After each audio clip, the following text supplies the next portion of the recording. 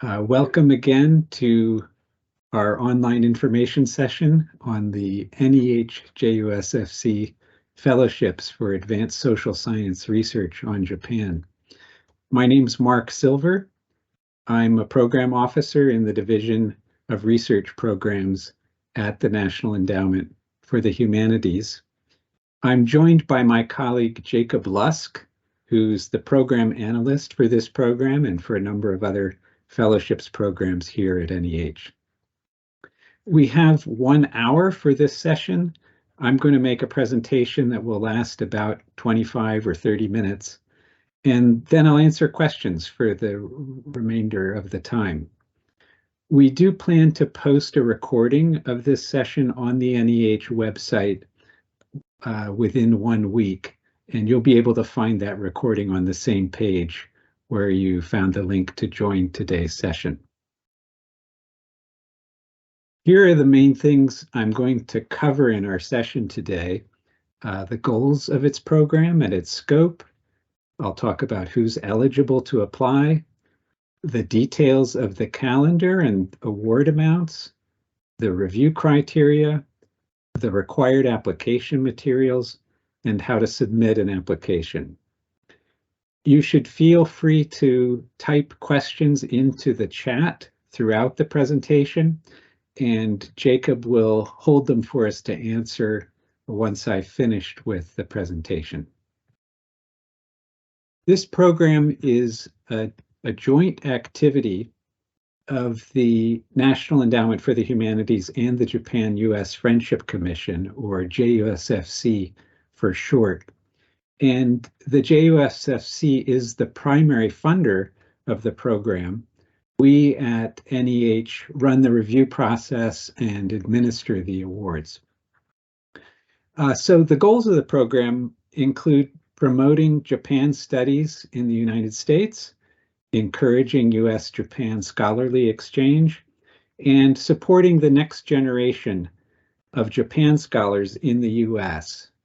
And in light of that goal, we especially encourage junior scholars to apply to the program. The program is intended to support research on modern Japanese society and political economy, Japan's international relations, and US-Japan relations. Appropriate disciplines include anthropology, economics, geography, history, international relations, linguistics, political science, psychology, and sociology. The program is designed for individual researchers with advanced Japanese language skills, whose work requires Japanese sources, field work, interviews, or other contact of some kind using the Japanese language. The awards may be held in Japan or the US or both, and you could also include work in other countries for comparative purposes. You should be aware that the program does not support projects focused primarily on pre-modern Japan, by which we mean Japan prior to the Meiji Restoration, prior to 1868. The program does not support projects focused primarily on the interpretation of literary or artistic works, or projects that lie outside of the social sciences. Nor does it support projects advocating a particular program of social action or particular public policies or legislation.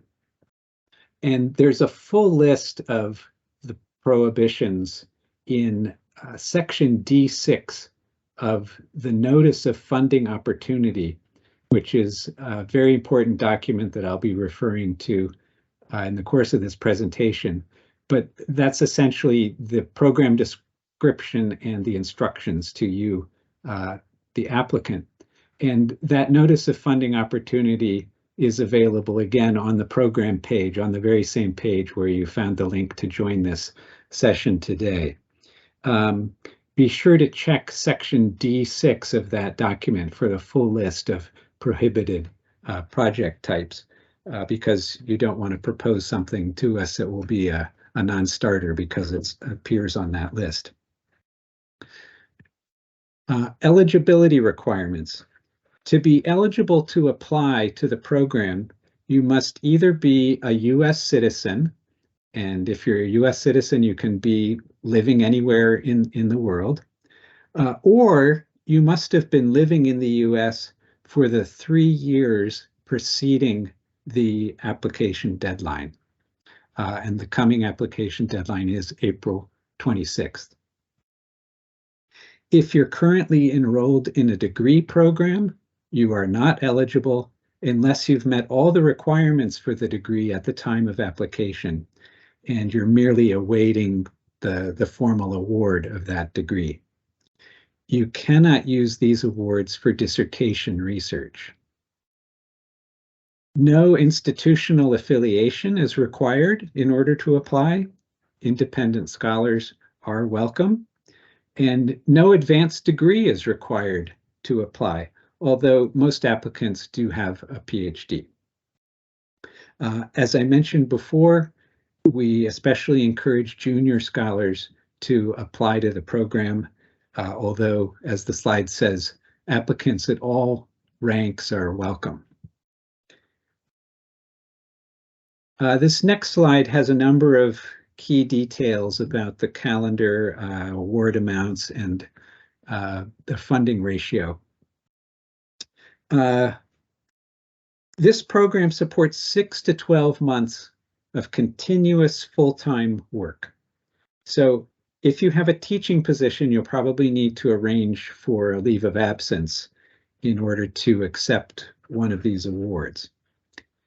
The stipend is $5,000 per month, and the maximum award is $60,000, which would be for 12 months of full-time work. The application deadline is April 26th, and you will be notified of the decision on your application in the early part of December. You should be sure to state your requested dates, your start and end dates, carefully when you submit your application. If you request fewer than 6 months of funding or more than 12 months, you run the risk that will disqualify your application. So the minimum is a 6-month full-time commitment, and the maximum award period is 12 months. What is the funding ratio? Over the last 5 years, it's been about 12%. On average, we've received 26 applications and offered fellowships to 3 people. This next slide lists typical uses of the funds and typical products that people produce. These awards are meant to support the typical research activities of scholars in the social sciences. So you could use the funds for living expenses during the period of research, for course buyouts, field work, interviews, archival research, data analysis, writing and/or revision, or the development of digital materials, or any combination of these things. You can use the funds for travel, but there's no requirement that you use the funds for travel. If you want to work at your home institution for the duration of the award period, that's entirely acceptable. The products that you create may be print products or digital products. You can write a book, and that's what most applicants that we have in the program are proposing. But you could also propose articles or a translation or a scholarly edition or some other kind of interpretive tools for social scientists. The next slide has 3 examples of recently published and forthcoming books that were written with the support of this fellowship. Jun Uchida's book, Provincializing Empire, Omi Merchants in the Japanese Trans-Pacific Diaspora, was published just last month. by the University of California Press. In the middle of this slide is Ron Zwigenberg's Nuclear Mines, Cold War Psychological Science and the Bombings of Hiroshima and Nagasaki. That's due out from the University of Chicago Press in July. And then we also have Chikako Ozawa da Silva's book on the slide. That's The Anatomy of Loneliness, Suicide, Social Connection, and the Search for Relational Meaning in Contemporary Japan. That book was released by the University of California Press just a little over a year ago now. It came out at the very end of 2021. Let's take a look next at the review criteria for the program. And I realize this is a text-heavy slide, but it's an important one, and I'll read these all out to you before we're done with this slide. These criteria are published on our website in the Notice of Funding Opportunity, that key document that I mentioned previously. And when you're writing your application, you want to keep these review criteria very much in mind and try to craft your narrative statement to address these criteria. You should coach the people who are writing your letters of reference also to try and address these criteria in their letters. We keep these criteria front and center at our review panel meetings when our external reviewers are evaluating your applications. So these are absolutely central to the whole review process. The first one is the intellectual significance of the proposed project, including its value to social science scholars, general audiences, or both. So you want to make a strong case for why your project matters. You want to explain why it matters in terms that will be clear to people who are outside your field. And I recommend that you consider using the word significance somewhere in the early part of your application narrative to signal that you're addressing this and explaining why your project matters. The second criterion is the degree to which the proposed project furthers scholarly knowledge or public understanding of contemporary Japanese society or political economy, Japan's contemporary international relations, and/or US-Japan relations. So you want to be sure to connect the dots on this when you're explaining the significance of your project. Connect to one of these areas mentioned in the criteria here, one or more of them. And particularly if you're an historian addressing an episode or episodes in the past, explain how your project helps us understand contemporary Japan. Third criterion, the quality or promise of quality of the applicant's work as an interpreter of the social sciences. So you want to devote some space in your application to talking about your previous work. I would ask your letter writers to do the same. Note also in this criterion the phrase promise of quality, which is intended to level the playing field between junior scholars and scholars at later career stages. Number 4 is the quality of the conception, definition, organization, and description of the project and the applicant's clarity of expression. Clarity of expression is extremely important. You need to write for a broad audience, and as I said before, for readers who are not necessarily within your own field. So think about how to communicate the significance of your work to the broadest possible audience of readers.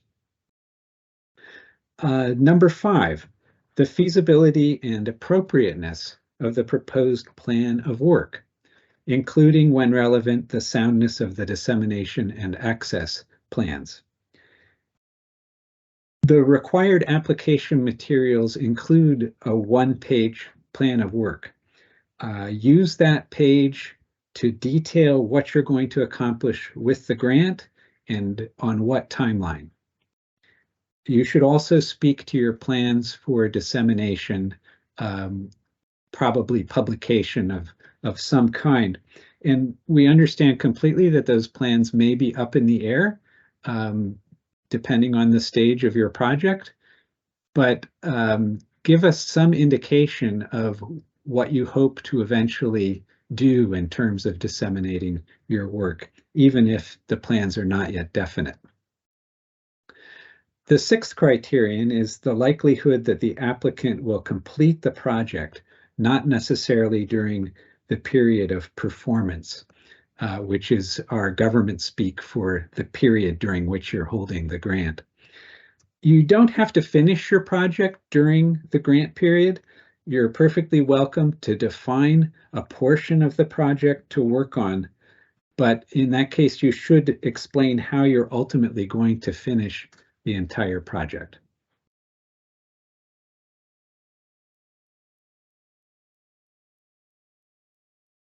We ask for a 3-page narrative statement, a 1-page plan of work, a 1-page bibliography, a 2-page resume, and any necessary appendices. Those are explained in the instructions in the Notice of Funding Opportunity. But just to say briefly what that's about, if you have visual materials, we allow a 1-page sample of those.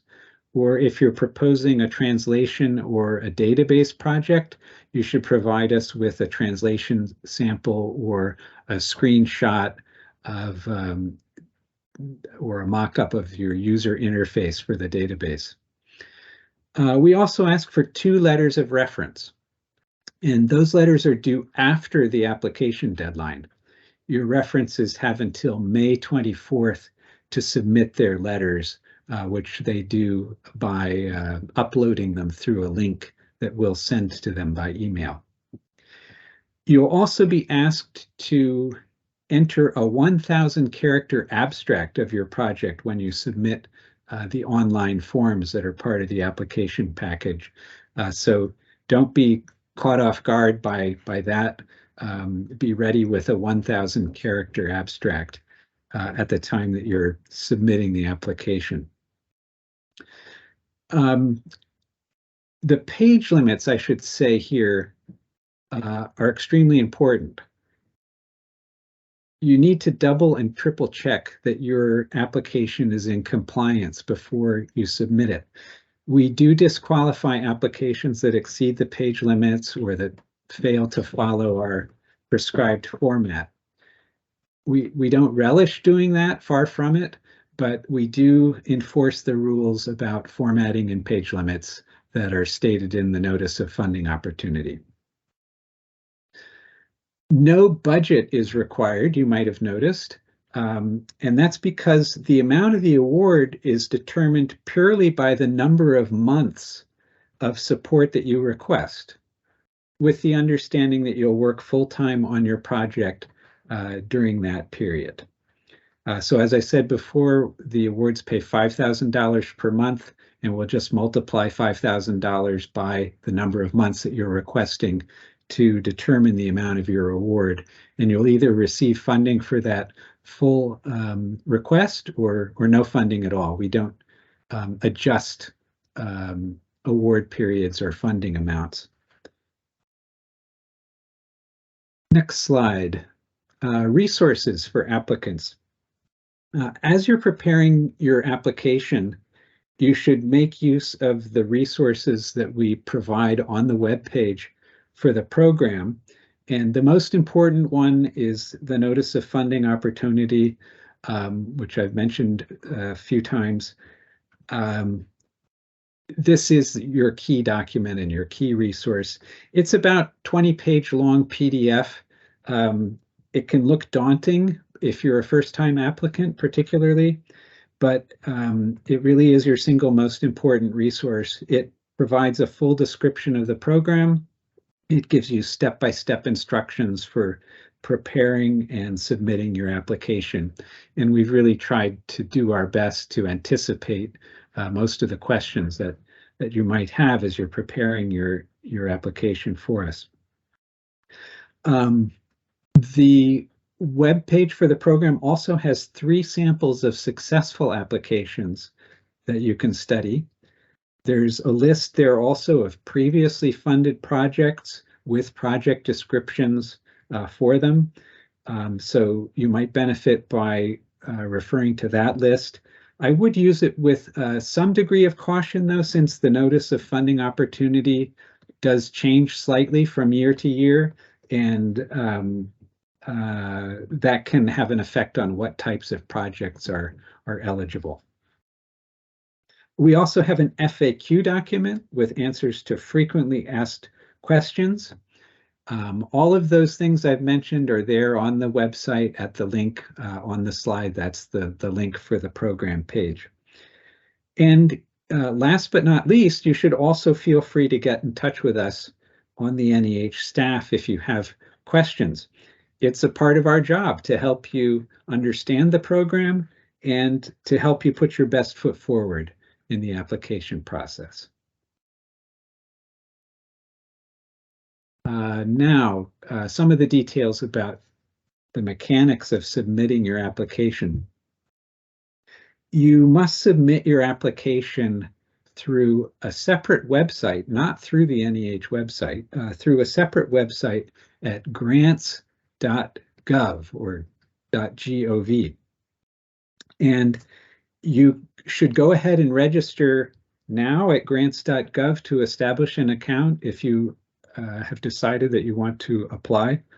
And you'll also need to create an account at login.gov, which will issue you the login credentials that you need to access grants.gov and submit your application. When you establish your grants.gov account, and this is point 2 on the slide here, you should be sure to create an individual profile within your account. If you don't do this, you'll discover that the red button that says apply is grayed out and you can't submit your application. This is the #1 technical problem that applicants run into trying to use grants.gov and submit the application to us. So save yourself some aggravation. Follow the instructions in the notice of funding opportunity for creating an individual applicant profile within your grants.gov account. Point 3 here, submit several days early. Grants.gov can be cumbersome. It can be confusing to use, especially for first-timers. And if you haven't followed our instructions for formatting the application to the letter, your application may be rejected because of a formatting error of some kind when you try to submit it. So you need to allow extra time to correct technical problems and resubmit before the deadline. So I recommend that people submit at least 3 days before the deadline, and then be alert for an email confirming that you've been assigned a tracking number by NEH. The next slide shows the steps of our review process. Oh, before I get to that one, let me just hit point 4 on this slide. There is a helpline for grants.gov users, and the phone number is there on the slide, 1-800-518-4726. They also have an email, support@grants.gov. And if you're having a problem using grants.gov, submitting your application, you're going to be far better off contacting grants.gov directly rather than coming to NEH with the technical problem. Grants.gov and their helpline are much better equipped to answer problems or answer questions about problems that you might be having with the grants.gov system than we are. Okay, so steps of application review. Once you submit your application to us, we will check it for eligibility and formatting compliance. And then we send it to a panel of 4 external evaluators, all of whom will be social scientists whose research focuses on Japan. That panel, after they've read all the applications, will convene in July. They'll have a video conference, and it usually lasts about 4 or 5 hours. And they will discuss the applications at that meeting and settle on their recommendations then after that, in the course of that meeting. The next step then is that the NEH staff makes funding recommendations, and those are based on what the peer review panel has told us about their merits. Those staff recommendations are reviewed then by the National Council on the Humanities. And the council will be meeting in November to review recommendations in this program. The council makes recommendations in turn to the chair of the endowment, and it's the chair who makes final decisions on all NEH grants. The announcement of the results will come shortly after the chair makes decisions. You would get the news about your application by mid-December. So it's a multi-step process with a number of different people involved, and that's one reason I emphasize that your application should be written for a non-specialist reader. You really need to think about how to make the significance of your project clear to someone who's not in your field. That's probably good advice in general for any project, but particularly with this review process that involves both the specialist reviewers and then other people who are coming at the application from different fields. It's particularly important. That's the last slide I have, and we can go now to questions. We'll see whether we have some questions that have come in the chat. If you have a question and we don't get to it to answer your particular question, you're welcome to send us an email with that question at fellowships@nih.gov. The address is there on the slide, or you can give us a phone call at 202-606-8200, and we'll do our best to address your questions. All right, Jacob. Yeah, thank you, Mark. We just got one question in the chat, but I want to encourage everyone to submit questions to the chat if you have any. Our first question is, if one changes your institutions during the review period, will that affect the application? No, it won't. You can indicate your current affiliation at the time of application, and then we can update your affiliation if you receive an award. This award would be made to you, the individual, not an institution. So changing institutions is not a problem. One of the questions we get most frequently relates to this distinction between individual and institutional awards and how the awards are paid out. So it's important to know that all recipients can choose whether to receive the funds directly to their personal banking accounts or route the money through their institutions. And if they choose the latter option, the institutions can take funds out to cover fringe benefits and put the rest towards salary. So that's sort of how the award is paid out. We have sort of a list of common questions that we'll turn to while we're waiting for any of you to pose more questions. Mark, who should applicants ask to write letters of recommendation?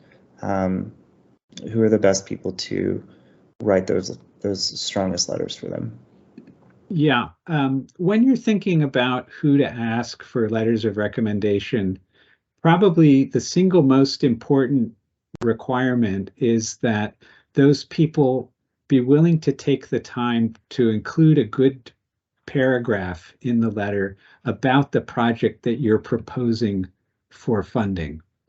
And as I mentioned when I was walking you through the evaluation criteria, you should coach your letter writers to address those criteria. So you should try to recruit people who will take the time to look at the criteria and to craft the letter in such a way that it does speak to the criteria. They don't necessarily need to take them, 1 through 6 point by point, but the letter should cover those criteria as well as possible in its support for the project. So choose people who know your work and will take the time to look at your proposal and our criteria and write a letter that fits the bill in terms of speaking to those criteria in specific terms with reference to the project that you've actually proposed. We often see letters of reference that are very laudatory and speak, in glowing terms about the applicant and about the person's previous work, but are something of a letdown when it gets to support for the proposed project. Maybe there's a paragraph or a sentence tacked on at the end that says something like, and I'm sure the proposed project will be just as good.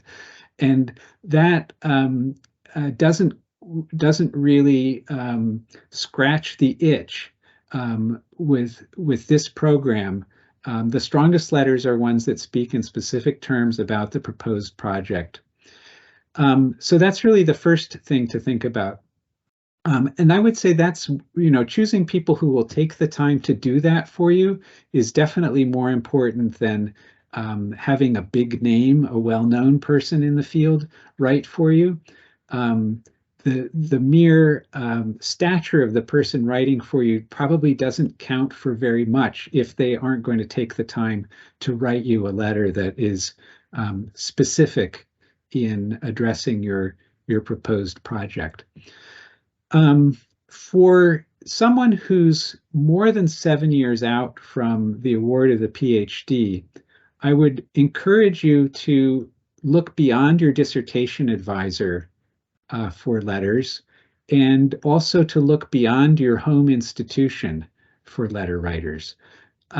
There's no requirement that you do those things, but many evaluators see it as evidence that you've established a network, that there are, or even more importantly, that there are people beyond your immediate network who are interested in the research that you're doing and find it valuable and look forward to seeing the result. I would also avoid asking 2 people from the same institution to write for you. And the pattern, that can be that someone asks for letters from 2 people who are at their home institution. And that is probably going to look slightly less impressive to the evaluators if you do that than reaching a bit further afield than that. If you are still a junior scholar, if you're fewer than 7 years out from the PhD, then there's generally no problem with having one letter come from your dissertation advisor if that person is in a position to write for you and you're comfortable asking, and that person has is able to speak authoritatively about the significance of your work, all of which would normally be true in the case of your dissertation advisor, then there's really no problem going for one letter from a dissertation advisor. For the second one, I would again tend to look further afield to send the signals that I was talking about having an interested audience out there that is supportive of your work, and you can send a signal about that with your choice of letter writers. And just to add to that, I try to point out to applicants, because they often have questions about when letters of recommendation are due. Letters are due after the application deadline. We're actually going to review applications after the deadline for eligibility, and then we will contact your referees, and they will have a week or two to submit their letters. You don't need to have your referees finish their letter by the time of the application deadline. And one more point about letters are that they are considered optional, so that's important to know, that a missing letter will not disqualify your application. Mark, could you speak a little bit to questions about whether one should apply to this program or to the regular NEH Fellowships program for humanities scholarship? Yeah, that's a good question. You may know that we have a menu of many different grant programs here at the National Endowment for the Humanities, including the NEH Fellowships program. And depending on the project that you have, you might be torn a bit between applying to this program, which is supporting particularly social science research on Japan, and our more general fellowships program, which does support work in the humanistic social sciences in addition to work in the humanities. Historians are probably, the ones who are most likely to face this question of which program would be more important, rather more appropriate for them to apply to. If you're not sure which program is going to be the best fit, my best piece of advice is to consult with us, to talk, in specific terms about your project, because listening to you describe it or reading your description of it, we can often pick up some clues about which program might be better for you. But beyond that, here's some things to think about. Do you think of yourself more as a social scientist or more as a humanist? If you identify more closely with the social sciences, then this program may well be the better fit for you. The reviewers will all be social scientists, in addition to being Japan specialists. If you think of yourself more as a humanist, then I would definitely take a look at the NEH Fellowships program. The evaluation criteria in that program refer to the humanities rather than to the social sciences, as the evaluation criteria for this Japan-focused program do. So evaluators will be looking for significance of the project to scholars in the humanities, or scholars and general audiences in the humanities as opposed to the social sciences. You also face a review panel that's different in the fellowships program. You would likely have at least one person who works in Japan or knows the scholarship on Japan quite well, but the rest of the reviewers may not. They may have other specialties. Perhaps you have an historian of China reading the application, or someone who works on the literature and film in modern Korea. So the imperative is almost all the stronger in the fellowships program to describe your project in a way that will be understandable to people outside the field. In the program we're talking about today, the Fellowships for Advanced Social Science Research on Japan, it's probably slightly easier to convince the reviewers that, yes, Japan is the right place to be doing the project. In the fellowships program, you're slightly more likely to run up against the question of, well, why Japan? Similar things happen elsewhere in the world. Why are we focusing on Japan of all places for this project? Not that that question couldn't arise in the social science program, but it's somewhat less likely to arise. So those are some things you might think about as you're thinking about which program would be most suitable for you, where you'd have the best chances. They're really equally competitive. The success ratio is uh, quite similar. It's maybe 8% in the fellowships program as opposed to 12% in this program, but that's not the point on which I would make my decision.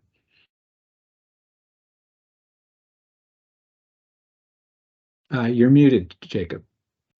Apologies. We did have one question in the chat about the disciplinary, the appropriateness of their discipline to the program. And again, I would just encourage you to contact us and tell us a little bit about your project, and we'll help you find the right program. We've also just got a question that came in about methods and work plan. This question, I think this question is about whether our panelists focus on quantitative methods, whether they prioritize qualitative methods, and whether going into detail about statistical analyses is advisable.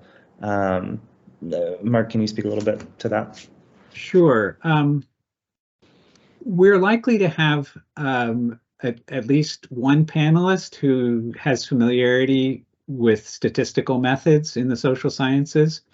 But it's a good question because you do run some risk of losing non-specialists if you're going on and on about your chi-squared test or some statistical analysis that you have in mind. But you will need to address the methods that you're using. And if statistical analysis is an important part of your method, I wouldn't neglect it completely in the description. So I think I would look for a way to talk briefly about the statistical methods that you're using with the emphasis on why they're important for you. What are you going to gain by using those particular statistical methods? In other words, try and frame the method in terms of the significance of the result that you're going to derive from using that method, as opposed to going into the nitty-gritty of the method itself. But it's a bit of a balancing act, as with many aspects of these applications. We only give you 3 pages. We know that's a real challenge to summarize any project and explain its significance and do all the other things that we direct you to do within that 3-page limit. So it will be a balancing act, but I would certainly think about the 2 poles that you're trying to balance there. You want to make clear what you're doing. You want to convince readers that you know what you're doing in terms of data analysis, but you also want to make the presentation clear and understandable for your readers. So it is a challenge, but I would think about it in terms of that balance that I just described. Yeah, and to add, I would just remind you that you are writing for, in terms of the panel, you're writing for an audience of other social scientists who are coming from different disciplines. They're not all going to be anthropologists. They're not all going to be geographers. We have panelists from different fields in the social sciences, but in later stages of review, your application may be reviewed more closely by NEH staff, our national council, and the NEH chair's office. So it is important to remember that ultimately your application should be legible to a general audience as well. Going off that, Mark, can you speak a little bit more about the panelists? Do we use a standing panel in this program or not? We do not.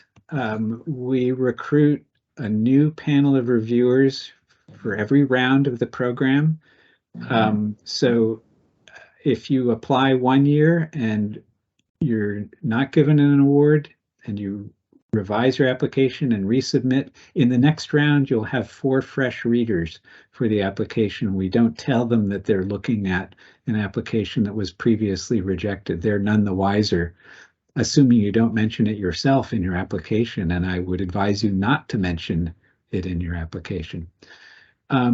So we have 4 new reviewers each year. We do not have a standing panel. They, as Jacob mentioned, will represent a number of different fields in the social sciences. So, for example, a typical panel might have someone who works in political science, someone in anthropology, an historian, and then maybe a sociologist or a geographer. And it depends partly on the applications that we get as well. We want to look at the applications that come in and then call on people who will be able to advise us expertly on those particular applications. So it does, as I said, depend a bit on the pool that we get, who we have on a particular panel, but we're always aiming to have broad coverage across the social sciences, and we don't have 2 people in the same discipline within the social sciences on any one panel. We also get people from 4 different states, at least 2 regions of the country. We strive to have a diversity of institution types represented on that panel as well, and gender and racial and ethnic diversity as well. So we take into account a lot of factors as we're putting together the panels. Mark, how does NEH define a junior scholar, and could you speak a little bit more about the program's encouragement for junior scholars? Yeah, so you're considered a junior scholar if you're 7 years or fewer out from the PhD, and the program has special encouragement for junior scholars, and that's in keeping with the Japan-US Friendship Commission's mission of fostering the next generation of leaders in the Japan-US relationship. The encouragement is designed to bring in more applications from junior scholars. We don't boost an inferior application simply because it's been submitted by a junior scholar. So we don't give special privilege in that way to junior scholars in the review process. But the idea is that if we get more applications coming in the door from junior scholars, we'll be that much more likely at the end of the process to be making awards to junior scholars. So that's the way that special encouragement works. One question we frequently get in this program is whether there's a requirement to physically work in Japan or the United States or both. Do you want to take that, Mark? Yeah, so you're welcome to propose travel or not.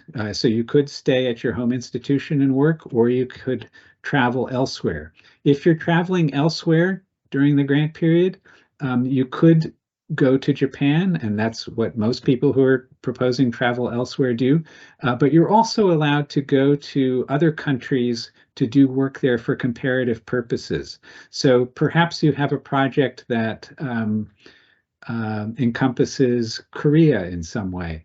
You could absolutely go to Korea and spend time there as part of your grant period. You could conceivably spend the entire grant period in Korea, but you'd need to convince the evaluators that that is appropriate for the plan that you're proposing, and explain why you're doing that work, how it fits into the project that you're doing, and how you're going to make use of the data that you gather there, or the sources that you've harvested in those other countries. You can go to multiple countries during your grant period. So maybe you want to go to 3 different countries. As long as that's perfectly allowable. Again, you need to make the case for it in your application. We got a really great question just now in the chat. the samples that we provide on the website do not have a separate work plan document, but the current notice of funding opportunity requires a separate work plan document. Yes, well observed. Thank you for reading the notice of funding opportunity and the samples so carefully as to discover that. You may also have noticed that there's a disclaimer included with the samples that says the application format has changed since this application was submitted. Please follow the instructions in the current notice of funding opportunity. And we did make a change. So this is a new or relatively new development in our formatting instructions. It may be 3 years ago now that we started asking applicants to submit their work plan as an attachment unto itself.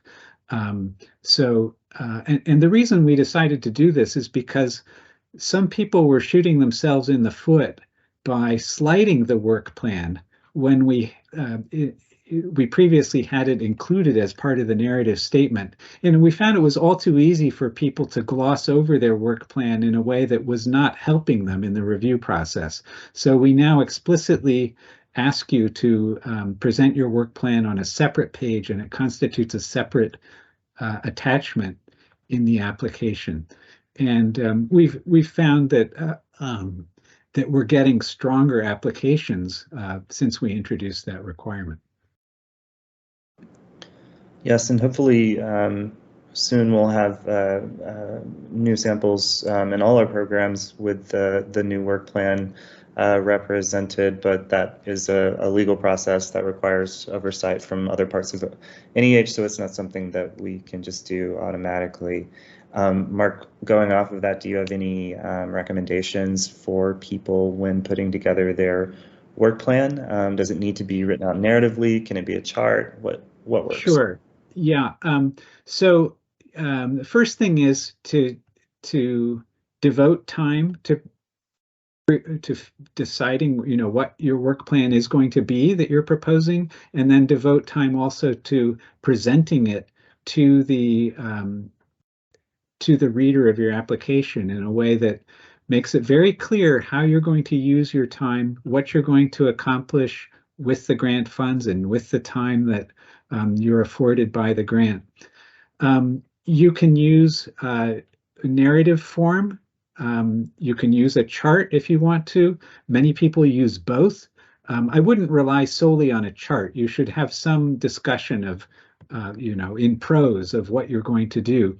But you're perfectly welcome to present a chart, for example, showing particular chapters that you're going to write, where you're going to be at certain times, when you're going to finish certain tasks that you're talking about. The work plan should be detailed enough so that the peer review panel has confidence in recommending your project for support by taxpayer funds. We always have that in the back of our mind as we're evaluating these applications, that this is taxpayer funds that are supporting this money.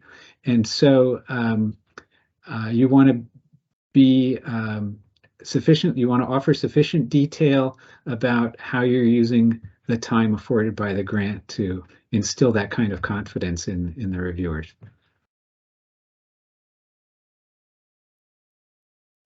Yes, and I would say also remember that sometimes work plans can be clear if you be sure to really describe how much work you would anticipate already having done prior to the award period beginning, and then what you anticipate there to be left to do after the award period, because as the NOFO says, you don't necessarily have to finish during the award period.